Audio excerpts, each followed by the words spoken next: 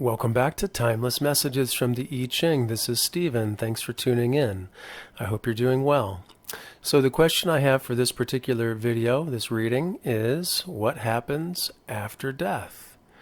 What happens after death? And so without further ado, if you would like to close your eyes and relax, take a few deep breaths and have some stress reduction, I'm going to start reading the text. So the first hexagram that was received is the joyous lake, which is a doubling of two trigrams, Tui and Tui. And the second, number 45, gathering together. So what happens after death? The joyous lake. This hexagram, like sun, is one of the 8 formed by doubling of a trigram. The trigram Tui denotes the youngest daughter, and it's symbolized by the smiling lake, and its attribute is joyousness. Contrary to appearances, it's not the yielding quality of the top line that accounts for joy here, or the yin line. The attribute of the yielding or dark principle is not joy, but melancholy. However, joy is indicated by the fact that there are 2 strong lines within, yang lines, expressing themselves through the medium of gentleness. True joy, therefore, rests on firmness and strength within, manifesting itself outwardly as yielding and gentle. The judgment, the joyous success. Perseverance is favorable. The joyous mood is infectious and therefore brings success. But joy must be based on steadfastness if it's not to degenerate into uncontrolled mirth. Mirth would be an excessive amount of joy.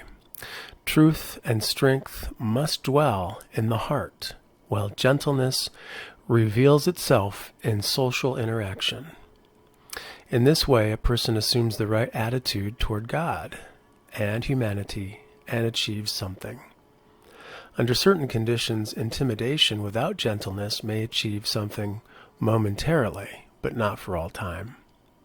When, on the other hand, the hearts of humanity are won by friendliness, these hearts are led to take on all hardships upon themselves willingly, and if need be, will not shun death itself. So great is the power of joy over humanity. So this points to the idea of joy being infectious, contagious, and therefore brings success. The idea of truth and strength dwelling in the heart and gentleness in outward social interaction. The idea of gentleness rather than intimidation. Hearts of humanity, hearts of humans are won by friendliness. If you're friendly to others, they will take on numerous hardships and perhaps even will not fear death itself. So great is the power of joy over humanity. So it sounds as if the I Ching is suggesting that after death we enter into quite a joyous state of being that rests on firmness and strength within and outwardly manifests in interaction as gentle and yielding toward others. Sounds like a very nice place. Experience. The image, lakes resting on one another. The image of the joyous. Thus, the superior man or woman joins with their friends for discussion and practice. A lake evaporates upward and thus gradually dries up. But when 2 lakes are joined together, they do not dry up so readily, for one lake replenishes the other. It's the same in the field of knowledge. Knowledge should be a refreshing and revitalizing force. Knowledge then becomes so only through stimulating intercourse with friendly people with whom one holds discussion and practices application of the truths of life.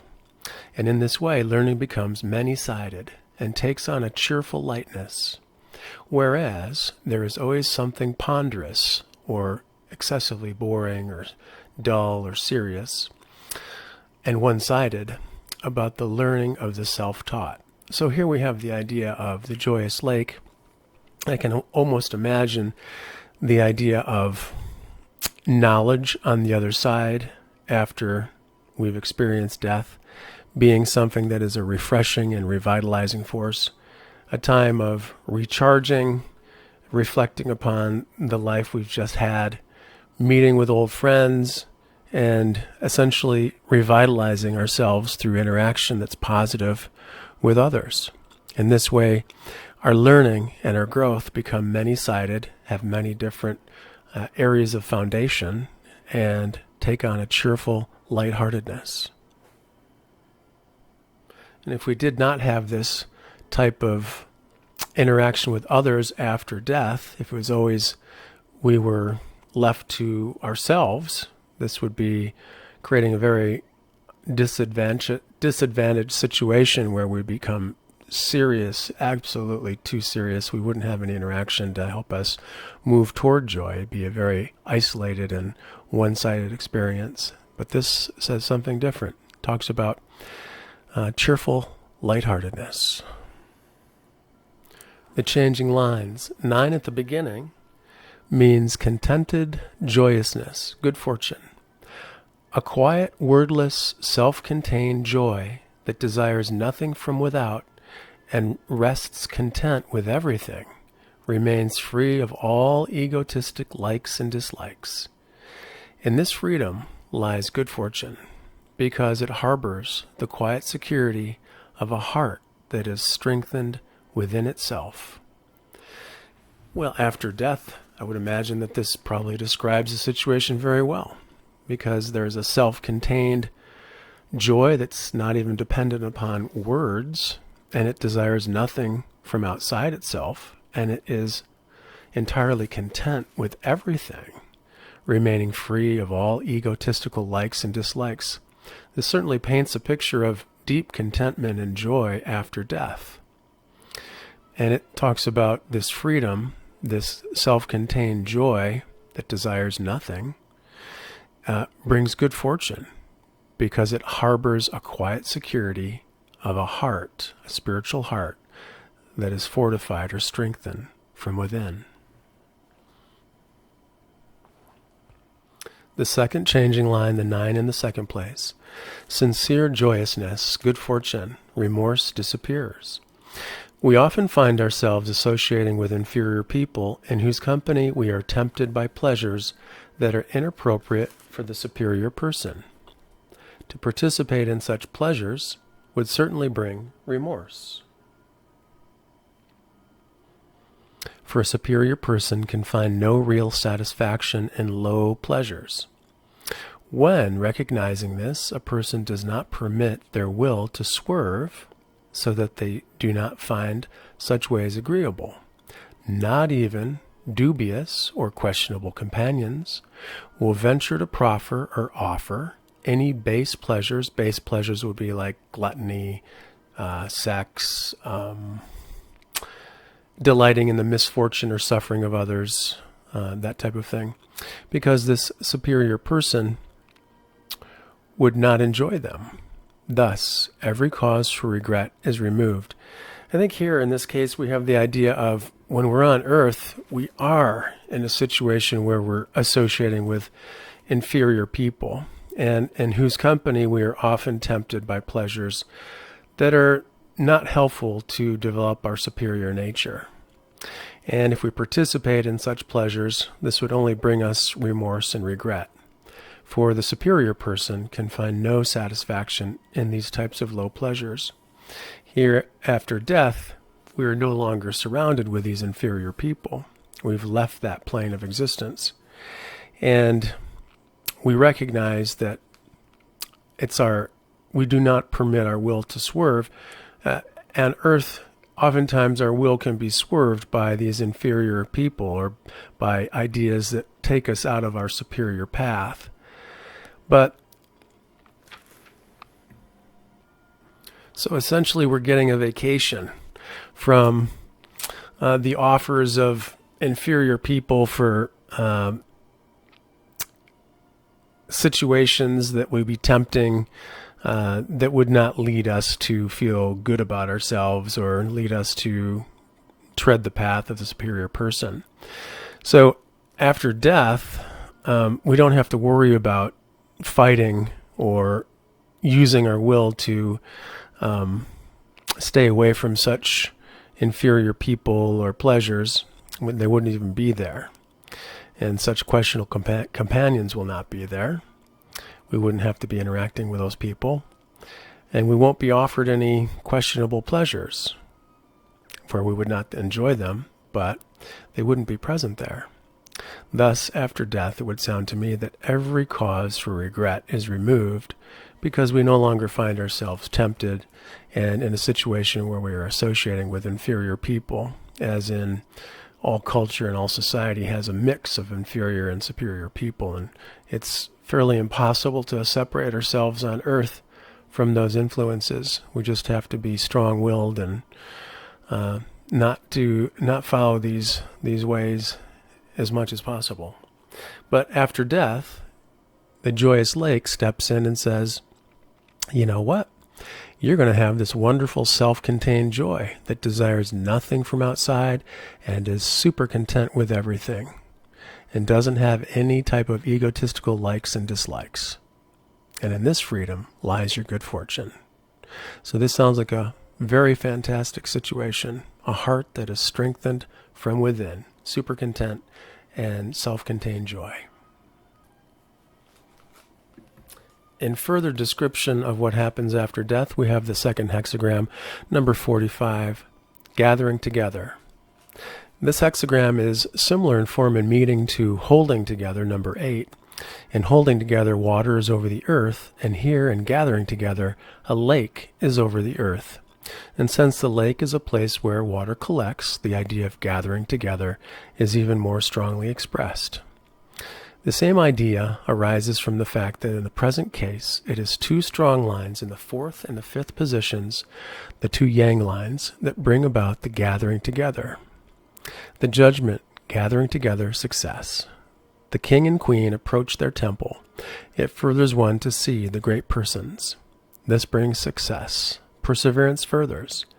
To bring great offerings creates good fortune. It furthers one to undertake something. The gathering together of people in large communities is either a natural occurrence, or in the case of the family, or an artificial one, as in the case of the state.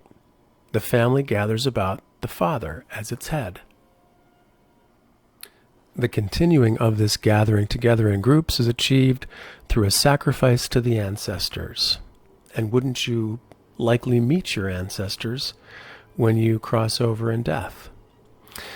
And this sacrifice to the ancestors, at which the whole clan, the family, is gathered together. Through the collective piety or devotion of the living members of the family, the ancestors become so integrated in the spiritual life of the family that it cannot be dispersed or dissolved. So here we have the idea of, after death, connecting with one's clan, one's ancestors. And this gathering together becomes an integrated part of the spiritual experience. Where humans are to be gathered together, religious or spiritual forces are needed, but there must also be a leader to serve as the center of the group. In order to be able to bring others together, this leader must first of all be collected within themselves. Only collective moral force can unite the world. Such great times of unification will leave great achievements behind them. And this is the significance of the great offerings that are made. And in China, great offerings were made in terms of to the ancestors. The connection to the ancestors who'd already passed on was always thought of as a very important thing to undertake, because at some point we would connect with those ancestors, want to keep the relationship strong, but also the belief was that the ancestors, being that they were on this other plane of existence, could offer us help and assistance in various times of need. So this is the significance of the great offerings that are made. In the secular sphere of life, likewise, there is a need of great deeds in the time of gathering together. So in the idea of passing over death, passing through death, gathering together, and great deeds, great things unfolding, large communities, family, the clan being gathered together, and the collective devotion of the members of the family through the ancestors that have already passed on is integrated into the spiritual experience. So the image over the earth, the lake, the image of gathering together. Thus the superior person renews his or her weapons in order to meet the unforeseen. If the water in the lake gathers until it rises above the earth, there is a danger of a breakthrough. Precautions must be taken to prevent this. Similarly, where humans gather together in great numbers, strife is likely to arise. Where possessions are collected, robbery is likely to occur. Thus, in the time of gathering together, we must arm promptly to ward off the unexpected. Human woes usually come as a result of unexpected events against which we are not prepared. Yet, if we are prepared, these events can be prevented. So I think what this is trying to say is that on earth we have to be very careful, keep our weapons sharp in order to ward off inferior people or situations, darkness, and so forth. And on earth, where possessions are gathered together, robbery is likely to occur, and where large numbers of people gather, strife is likely to occur. Thus, in a time of gathering together, such as on earth, the idea is that unexpected events are usually the causes of our human suffering. But if we are able to determine in advance what we might be experiencing, seeds of coming events, so to speak, and if we're prepared, then these unexpected events can be prevented. Through death, though, I believe the idea of renewing your weapons would be more about renewing your own gifts. Checking into, well, did I make decisions that were helpful in this capacity? How can I improve here? What did I do that was really superior and beneficial? Taking a look at one's life and seeing how things add up. For the possibility is that a person may choose to come back into another human incarnation. Now, if we think of death as moving from the plane of the earth plane to heaven, that's fine. We could also think of death as moving from the human plane to more of a secular terminology, the plane of light or the plane of sound. On the plane of light, we have a plane of existence in which we are encouraged to manifest what it is we want or need through the process of visualization. And a step above that plane, on the plane of sound, we are encouraged to manifest what it is we want or need through the process of verbalization, through speaking things into existence, mantras, affirmations. So these two planes of existence help us to train our soul to manifest what it is we need more effectively. Of course, more easily, we can bring things more easily into existence on these planes of existence because they're not so dull or heavy. Ponderous might be a good way to say it. The earth plane is very gravity influenced, very weighty, and things take longer to come into existence in general. So the idea of sharpening or renewing our weapons can be, okay, how can we renew the weapons that if we come back to earth, if we have some time here on the inner plane or in heaven to recharge, to heal, to revitalize ourselves, and to have companionship with our family and ancestors and with friends and loved ones, how can we renew ourselves during this time and to prepare ourselves with better weapons to guard ourselves in future incarnations?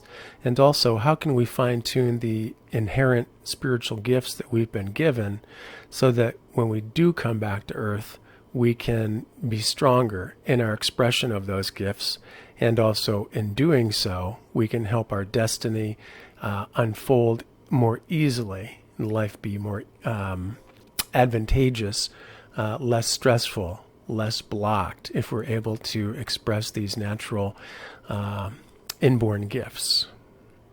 Also, I believe that after death, whether we consider it one of the planes of existence as mentioned before or heaven, many systems of thought, religion, believe that there is an afterlife. And we're encouraged to consider the future. Okay, if we do go back and have another human incarnation, for various reasons. Perhaps we have things to learn that only a human body can help us to learn. Or perhaps we have some karma that we have to work through with a number of other human beings to help us clear that off the slate so we can get into some better stuff. And in doing so, if we can renew ourselves, our weapons, and our gifts to ward off the unexpected, to prevent darkness or inferior situations or people from coming closer to us and having influence over us, then we can prevent these unexpected events that might occur in future incarnations or in the next incarnation. Let's just restrict ourselves to that. The next life, we could be more forearmed, more prepared, and also the time that we have on the planes of existence after death are definitely times where we are replenishing, rejuvenating, healing, reflecting, and gathering information about, well, okay, what's our next move? How can I allow the next incarnation to be even better than the one I just went through? And the other idea that I'd like to touch upon is that in this idea of gathering together after death, there is a spiritual force that is needed, a leader that serves as the center of the group. This could be one's creator. This could be higher beings such as angels to help anchor and center the group, this large group that has just passed over, and the others that are already there. And this leader or leaders must within themselves be very collected, very together. For this leader or leaders will empower the unity after death, the unity of gathering together. And such times of unity will leave great achievements. So here is a hint as to after death, in this gathering together, we will probably experience great achievements in the process, a lot of growth, a lot of evolution. So the time of gathering together after death could be seen as a time to renew ourselves in order to strengthen all of our gifts, our weapons, and to help us to meet the unforeseen that will undoubtedly occur in the next incarnation on Earth. So that's what I have for you. I hope this helps you in your journey. Thanks for tuning in, and take care.